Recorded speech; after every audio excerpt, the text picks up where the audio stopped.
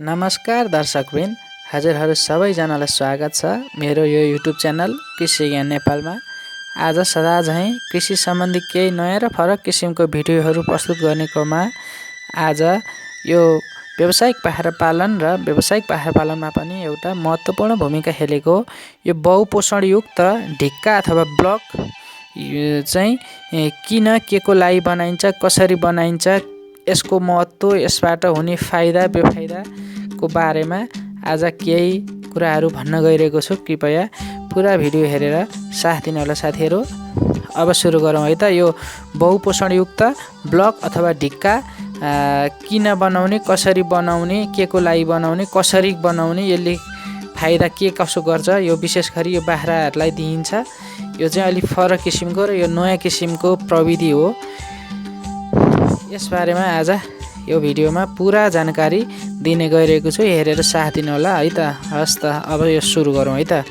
यो बहुपोषणयुक्त ब्लक तथा ढिक्का सर्वप्रथम यो चाहिँ कसरी बनाइन्छ बाट जाउँ हामी।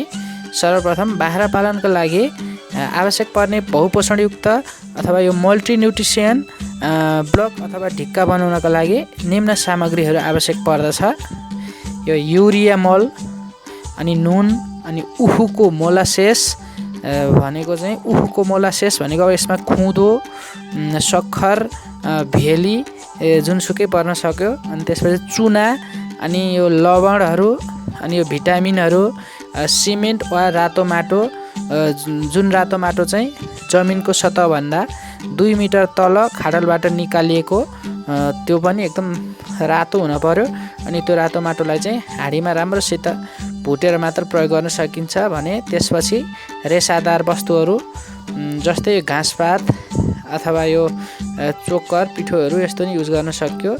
अनि त्यसपछि छ चामल, अनि गहुँ अथवा सुकाएको हे घाँस वा अन्य नलपराल आदि चाहिँ यो रेसादार वस्तुभित्र परे। अनि यसपछि छ उपकरण र औजारहरूमा छन्। यस्तो ब्लक बनाउनको लागि निम्नानुसार उपकरण, औजार अथवा सामग्री चाहिन्छ। यो साँचो भन्छ यसलाई। यसको यो बनाउने, यो ब्लक बनाउने एउटा यो मेसिन जस्तो यो ब्लक बनाउने एउटा भाँडो छ। यो हजुरहरूले माथि फोटोमा पनि देख्न सक्नुहुन्छ। साँचो, अनि त्यो साँचो अथवा त्यो मेसिन नभएमा प्लास्टिक, पोलिथिनको झोला, बोरा वा बाल्टी वा काठको बाकस पनि लिन सकियो। अनि त्यसपछि तौलने तराजु अथवा मेसिनको तराजु जुन भए पनि हुन्छ। यसको नापो लिन पर्यो, लिने तराजु हुनु पर्यो हामीलाई। अनि त्यसपछि नापो भएको भाँडो, अब कतिको छ के छ भनेर जान्नको लागि चाहिँ नापो भएको अथवा जार भयो अझ राम्रो। अनि त्यसपछि वस्तुहरू मिसाउनको लागि ठुलो भाँडो एउटा चाहियो, जुन चाहिँ चलाउनु पर्यो त्यसलाई मिक्स गर्नको लागि। अनि त्यसपछि साबेल चाहियो एउटा, अनि पानी चाहियो, अनि एउटा पाता चाहियो। यो चाहिँ यो बनाउनको लागि उपकरणहरू, औजारहरू भयो। अनि त्यसपछि छ उपकरण औजारहरू पछि आवश्यक सामग्री र मात्रा। हामीले 5 किलोको ब्लक बनाउनको लागि आवश्यक सामग्रीहरू यस प्रकार रहेको छ। 8वटा ब्लक बनाइन्छ। 5-5 किलोको 8वटा ब्लक बनाउनको लागि चाहिने सामग्रीहरू चाहिँ यस प्रकारको छ। 5 किलोको 8वटा ब्लक बनाउनको लागि आवश्यक सामग्रीहरू यस प्रकार रहेको छ। 1 नम्बरमा छ युरिया मल। युरिया मल चाहिँ 4 केजी चाहियो हामीलाई। 4 केजी युरिया मल चाहियो।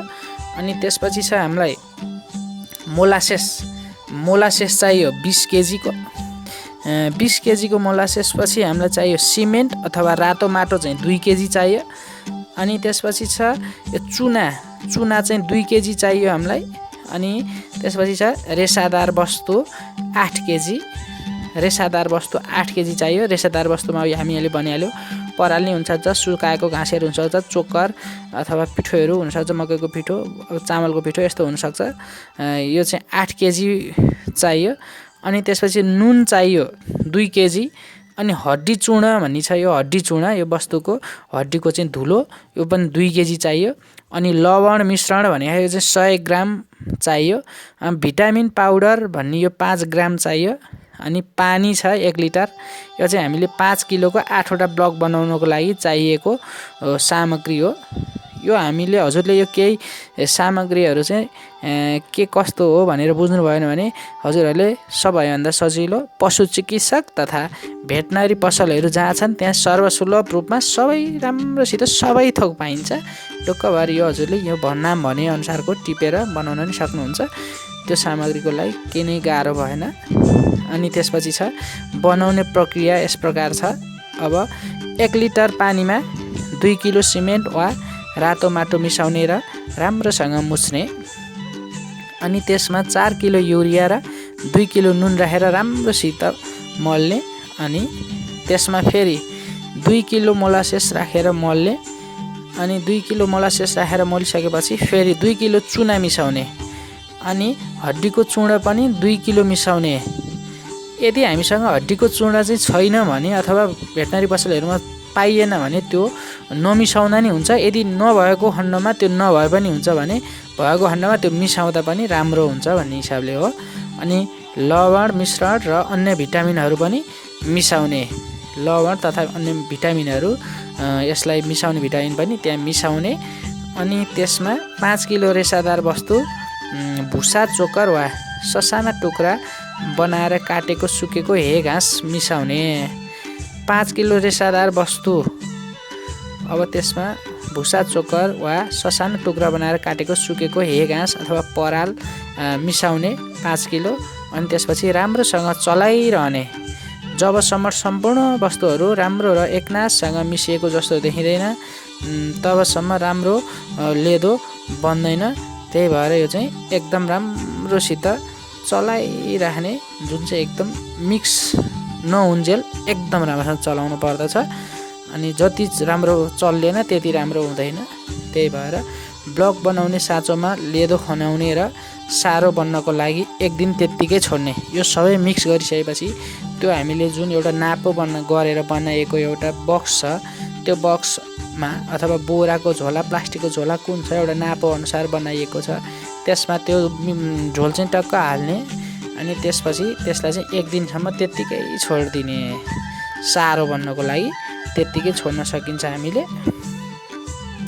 अनि त्यसलाई त्यो सारो बन्नको लागि हामीले त्यत्तिकै छोडिदिइसकेपछि अनि त्यहाँबाट हामीले त्यो अब जुन यसरी बनाइएको छ नि त्यो ब्लकमा अब के गुण हुन्छ भनेर नि बुझौँ।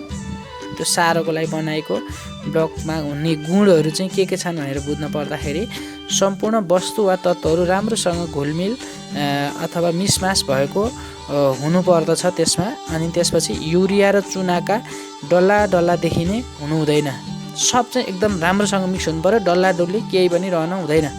राम्रोसँग सुकेको कडा र समाउँदा च्यापच्याप लाग्ने हुनुपर्दछ। राम्रोसँग सुकेको एकदम कडा र समात्दा चाहिँ च्यापच्याप लाग्ने हुनुपर्दछ। च्यापच्याप भने हाम्रो त्यो मोलासेस त्यो खुँदोहरू सक्खरहरू तिनीहरूले त्यो विशेष त तिनीहरूको भूमिका हुन्छ र त्यससँगै त्यो सम्पूर्ण कुराहरूको एकदम राम्रो मिक्स भयो भने देख्दाखेरि एकदम सुकेको हुन्छ, एकदम कडा पनि देखिन्छ तर समात्दा चाहिँ हातमा यसो च्यापच्याप लाग्ने हुन्छ। अनि त्यसपछि तयार भएको ब्लकहरूलाई सुक्खा ठाउँमा छोपेर सुरक्षित तवरले भण्डार गरिराख्ने। बास त्यो सुकेपछि त्यो रेडी भयो, खुवाउनको लागि रेडी भयो। अब त्यसलाई चाहिँ हामीले अब कुनै एउटा एकदम सुरक्षित ठाउँमा चाहिँ केहीले बन्द भाँडामा एकदम सुरक्षित साथले कभर गरेर राख्नु पर्यो। अनि त्यसपछि ब्लक चाहिँ कसरी खान दिने, जुन तयार भएको अहिले ब्लक छ त्यो चाहिँ कसरी खान दिने भन्दा छाया पर्ने ठाउँ करिब 1 मिटर वा हजुरहरूले यो माथि फोटोमा पनि देख्न सक्नुहुन्छ। छाया पर्ने ठाउँ करिब 1 मिटर वा 3 फिटको उच्चो ठाउँमा ब्लक राखिदिने व्यवस्था मिलाउनु पर्दछ। यसरी बाख्राहरूलाई केही छिन ब्लक चाट्न खान दिनुपर्दछ तर एक पटकमा वा एक दिनमा 150 ग्राम भन्दा बढी खाना दिनु हुँदैन। एक पटकमा चाहिँ 150 ग्राम भन्दा बढी चाहिँ खाना नदिउँ, त्यो चाहिँ जस्ट उसलाई चाहिँ त्यो टेस्ट अथवा जिब्रो मुख अथवा त्यसले चाहिँ केही भिटामिनहरू पाओस् भन्ने हिसाबले चाहिँ त्यसलाई त्यो दिएको हो। एउटा बाख्रालाई चाहिँ एउटा हुर्केको बाख्रालाई दिनको 150 ग्राम भन्दा बढी ब्लक खाना दिइयो भने त्यसले नराम्रो इन्टोक्सिकेट गर्न पनि सक्छ। त्यही भएर बाख्राको टाउकोले पुग्ने ठाउँ करिब 1 मिटर, बाख्राको टाउको चाहिँ यसो उठाएर भेट्ने ठाउँको भेट्ने ठाउँमा चाहिँ यो ब्लक झुन्ड्याउने व्यवस्था मिलाई खाना दिनु पर्दछ। अनि यदि अब यसपछि छ यदि यसले चाहिँ धेरै खाएमा चाहिँ यसले के लक्षणहरू देखाउँछन् भन्ने बारे पनि जाउँ। यसको लक्षणहरू चाहिँ छ मुख वरिपरि फिँज गाज देखिन्छ, अनि बायाँपट्टिको भुँडी फुलेको देखिन्छ, अनि मातिए जस्तो व्यवहार देखाउँछ। अनि विशेष त यसको यही हो, यसबाट देखिने साइड इफेक्ट भनेको एकदम मुख वरिपरि चाहिँ गाज र फिँज देखिन्छ, बायाँपट्टिको भुँडी फुलेको जस्तो देखिन्छ भने मातिए जस्तो व्यवहार देखाउँछ। अनि उपचार गर्ने तरिका भनेको अनि यस्तो लक्षण देखिएपछि उपचारको व्यवस्था चाहिँ एकदम मिलाइहाल्नु पर्दछ। पशु चिकित्सकसँग सल्लाह पनि गर्न सकिन्छ भने मेन त घरायसी उपचार भनेको जुन त्यो हामीले झुन्ड्याएको ब्लक छ त्यो झुन्ड्याएको ब्लकलाई चाहिँ त्यो ठाउँबाट सबैभन्दा पहिला हटाइहाल्नु पर्दछ। त्योभन्दा बढी नखाओस् भन्ने हिसाबले त्यो पहिला हटाउने, अनि त्यसपछि प्रशस्त पानीमा एकदम प्रशस्त पानीमा हामीले चाहिँ पानी चाहिँ सकेसम्म पानीमा चाहिँ अमिलो हाम्रो चुक अमिलो अथवा के को अमिलो घरमा बनाएर राखेको छ छैन भने किनेर राखौँ। हामीले यदि बाख्रा पालनहरू गरिया पशुपालन गरिएको छ भने अमिलो एकदम ज्यादै महत्त्वपूर्ण चिज हो। त्यही भएर पशुपालन गरी किसानले अमिलो चुक अमिलो अथवा भिनेगर के छ त्यसलाई चाहिँ आधा लिटर जस्तो अमिलो चाहिँ प्रशस्त पानी लगभग 5-6 लिटर जस्तो पानीमै आधा लिटर जस्तो अमिलो अथवा भिनेगर मिसाएर चाहिँ मजासित चाहिँ खुवाइदिने। खान मानेन भने कोच्याइदिने पनि, मुखले अथवा मेसिनबाट पनि त्यसलाई कोच्याइदिनु पर्ने। एकदम राम्रो तवरले त्यसले खान्छ र त्यसलाई साइड इफेक्ट हुँदैन। यो चाहिँ एउटा बहुपोषणयुक्त खाना हो। यो ढिका चाहिँ एकदम राम्रो, एकदम न्युट्रिसन यबाट चाहिँ एकदम धेरै खालको न्युट्रिसनहरू पाउने भएकोले यो अहिले संसारभरि जहाँसुकै पनि यसको एकदमै राम्रो डिमान्ड अथवा माग छ, अथवा सबै देशहरू विदेशहरू सम्पूर्ण ठाउँमा चाहिँ यो किसिमको प्रविधिहरू अपनाएर पशुपालन गरिएको अथवा विशेष गरी बाख्रा पालनमा यो बढी महत्त्वपूर्ण र उपयोगी देखिएको कारणले विदेशहरूतिर पनि एकदमै यसको चलन बढ्दो मात्रामा छ। त्यसैले हजुरहरू यदि बाख्रा पालन गर्ने सोच बनाइरहनु भएको छ भने यो सिक्नलाई काम लाग्यो, अथवा हजुरहरू गरिराख्नु भएको छ भने पनि बनाइराख्नु भएको छ भने पनि केही एउटा ज्ञानमूलकै भिडियो होला भन्ने म आशा गर्दछु। हुन्छ साथीहरू, हजुरहरूलाई अब कस्तो लाग्यो के लाग्यो सुझाव सल्लाह प्रतिक्रिया छन् भने दिन नभुल्नु होला। अहिलेको लागि यो सानो भिडियो प्रस्तुत गरेँ। अर्को पटक अर्को नयाँ भिडियो लिएर उपस्थित हुने नै छु। कृषि सम्बन्धी केही नयाँ अपडेट अथवा कृषि सम्बन्धी केही पशुपालन अथवा खेतीपातीको लागि हजुरहरूलाई इच्छा छ भने मेरो च्यानल चाहिँ भ्रमण गर्दै गर्न सक्नुहुन्छ। त्यसको लागि एउटा सब्सक्राइब पनि गरिदिनु भयो भने अझ छिटो हजुरहरूले त्यहाँ पाउनुहुन्छ। हस्त धन्यवाद साथीहरू।